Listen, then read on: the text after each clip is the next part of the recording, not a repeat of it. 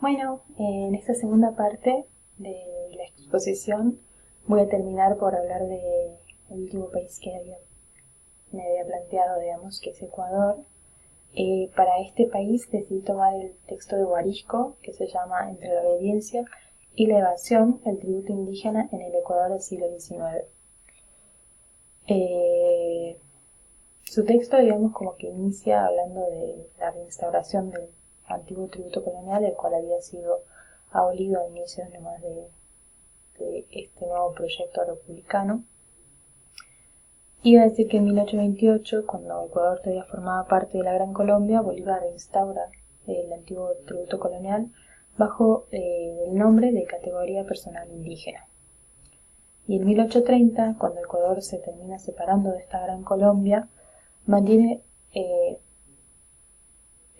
vigente el impuesto y bueno, en 1857 es el año que fue completamente abolido. Lo que Guarisco va a analizar, digamos, es ese periodo después de la reinstauración. Esta reinstauración fue como un giro radical del proyecto intervencionista mediante el cual se pretendía integrar a los indígenas a través del mercado. Este proyecto planteaba que los indígenas vayan a trabajar o a vender sus productos en un mercado, digamos, ampliado, ¿no? El problema es que los indígenas nunca tuvieron esa práctica, entonces lo que hacían ellos era volver a trabajar en sus parcelas y vivir de lo que producían en ese momento. Y el tributo significó, en cierta medida, una buena salida para que los indígenas aumentaran su productividad y no se aislaran, digamos, de las responsabilidades hacia el Estado, si se quiere, ¿no? O de este plan de integrarlos a un mercado más general. Entonces se evitó esa cerrazón social y se lograría incrementar su capacidad productiva. Había una gran probabilidad de que este mandato fuera acatado, ya que radicaba en una tradición que legitimaba la obligación de contribuir, ¿no? Esta tradición ancestral que ellos ya tenían las comunidades indígenas, sobre todo en Perú en realidad y Bolivia, pero bueno, también tanto la integración del Estado Inca, ¿no? De servirle o de retribuir en especias o lo que sea por trabajar la tierra. Pero, bueno, en realidad la tesis que va a plantear Guarisco en su trabajo es que no necesariamente el cumplimiento de esta ordenanza o de este mandato se daba a través de esta tradición, sino que más que nada en Ecuador la producción de un excedente campesino destinado al mantenimiento del Estado solo fue posible apelando a la coacción física, ¿no? al planteamiento del Estado con su ejército en las cobranzas, ¿no? Entonces, como que la población se vio obligada a participar en los mercados de bienes y servicios y trabajo para lograr producir este excedente. Bien. Entonces se da... Bien. Guarisco va a tomar principalmente tres ciudades, ¿no? Chimborazo, Pichincha y La Cuenca, en lo que va a hacer su análisis a través de la documentación. Bueno, va a decir que las cobranzas difícilmente se ejecutaban sin servicio coactivo del Estado.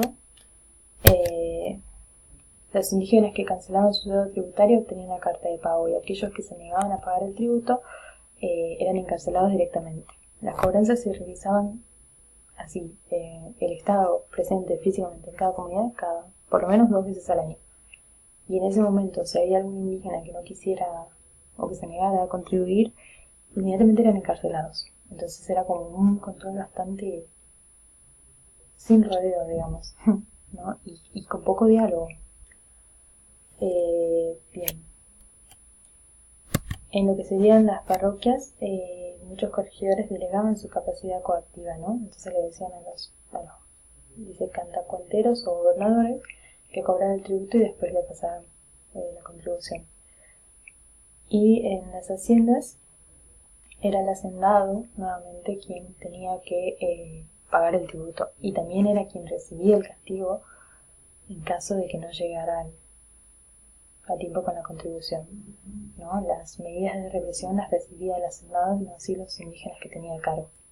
Eso era algo bueno. Bien, y luego los indígenas, digamos, para poder obtener este tributo, esta contribución personal indígena, poder obtener los bienes, tenían tres opciones: el peonaje o el concertaje en haciendas, donde era el hacendado quien pagaba tributo por ellos, el comercio de bienes propios o ajenos, y el transporte de mulas propias, por mulas propias o ajenas, o a pie también, ¿no? Entonces tenían grandes recorridos, ella va mostrando en su artículo. Pero a pesar de esto, es como que muchísimos indígenas no lograron, digamos, conformar un fondo de renta. Y de allí viene la cuestión de la estrategia de la evasión tributo. Que la evasión, digamos, tuvo éxito en tanto se remontaba a la represión estatal, debido a que hubo dos tipos de arreglos sociales normados por la reciprocidad. Uno era entre los gobernadores indígenas sueltos y entre los indígenas concertados en una hacienda, con su hacendado. Estos arreglos eran relaciones dádicas verticales de entrelazamiento múltiple de tipo patrón-cliente y llevaban implícito, ¿no?, una lealtad. Bien, la autora aquí como que nos va a hacer un repaso de qué había sucedido con los caciques a partir de este nuevo proceso de república y de estos estados emergentes. Dice que la primera mitad del siglo XIX fue como la erosión definitiva del sistema comunal y de la ruptura de los fundamentos de las autoridades étnicas. Entonces los caciques, que estaban sin tierras para redistribuir y sin terrenos para el pastoraje que pudieran defender, fueron reducidos por el Estado a un salario de 9 a 10 pesos por cobrar tributo, y también estaban exentos de este tributo por ser funcionarios del Estado. Esta cuestión, digamos, de ser funcionarios del Estado los había llevado a entablar relaciones negativas, en cierta forma, con su ayllu, y también les había hecho perder prestigio, porque era como que obligaban a sus indígenas, ¿no?, a pagar o los sometían a los indígenas a tratos duros, digamos, por el cobro de un tributo, y no se llegaba a respetar esa tradición, ¿no?, tan de antaño. Entonces también va a decir que por esto es que el ocultamiento se ofreció como una manera, digamos, para mantener su prestigio con el ayllu, y también, digamos, para generar ganancias personales. Entonces la cuestión del ocultamiento,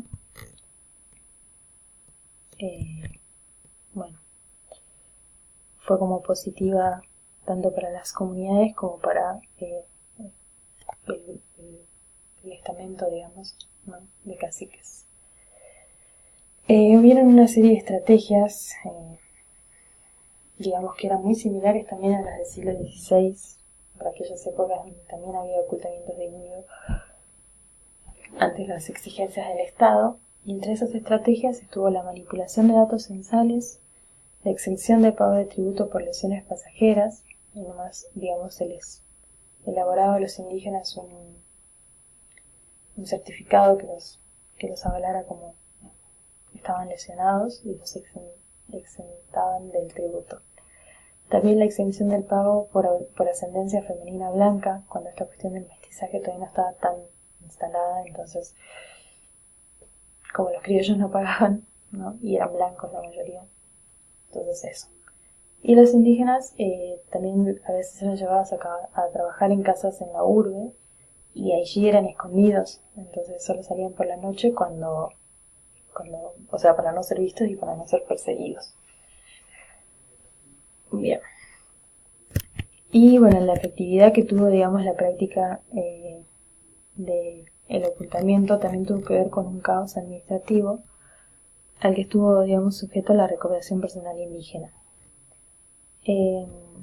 Esto tiene que ver con que no existían, digamos, documentación o documentos propios elaborados por la tesorería para efectuar la cobranza. Las listas de rezagos, dice una cita, que eran ficciones, ¿no? Elaboradas por los propios caciques y estaban totalmente falseados. Los padrones estaban desactualizados, entre otras cosas, digamos.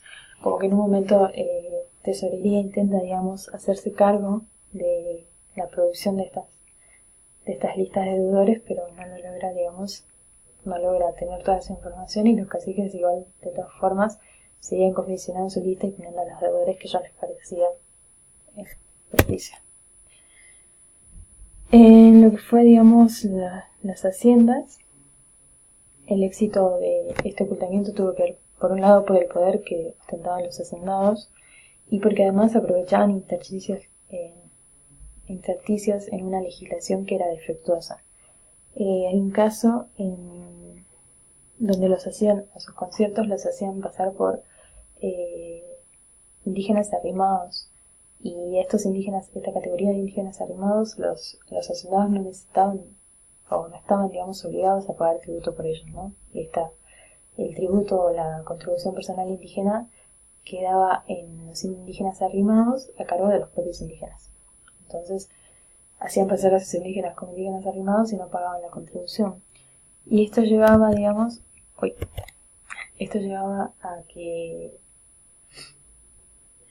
digamos, repelían la cobranza del tributo, pero dejaban endeudados a esos indígenas que habían declarado como arrimados. Y esto lo único que llevaba era que los indígenas nunca dejen la hacienda, ¿no? Era como que, bueno, voy a trabajar para vos porque vos me hiciste evadir el tributo, y además, si me voy a trabajar a otro lado, me va a encontrar tesorería y me va a caer todas las deudas que tengo, ¿no? A veces salían de la hacienda y estaban realmente endeudados, y la única respuesta a no pagar el tributo era el encarcelamiento. Entonces se formaba una especie de lealtad forzada, ¿no? Y lo único que hacía era enriquecer en muchas maneras al hacendado, porque lo que el hacendado siempre trataba era de mantener controlada su mano de obra. Bueno, finalmente Guarisco hace una pequeña síntesis al final de este apartado, digamos, y va a decir que la acción indígena se orientó según el ordenamiento del Estado debido a una amenaza en el uso de la fuerza física y no a una memoria colectiva que sancionara el sometimiento legítimo. Y es en raíz de este accionar del Estado que surge una tendencia en contra, que es la de evadir la obligación, y que emergió como rasgo específico del componente indígena del siglo XIX. El hecho de que esta tendencia debiliera en una actitud de desafío al poder central dependió de instituciones no formales que compitieron por el poder central con el Estado y que emergieron al abrigo de su debilidad burocrática. Bueno, más o menos es esto lo que quería exponer. Me parece muy interesante que los 3 casos que traje a colación son bastante particulares, ¿no? Y bueno, en ese sentido lo que nos decía el profe desde el comienzo es que lo más importante es estudiar estos procesos de independencia y de conformación de los estados nacionales en su particularidad, ¿no? Por cada gobierno, por cada país y por sus gobiernos particulares, e ir viendo cómo estos procesos se fueron dando. Bueno, nada más. Muchísimas gracias.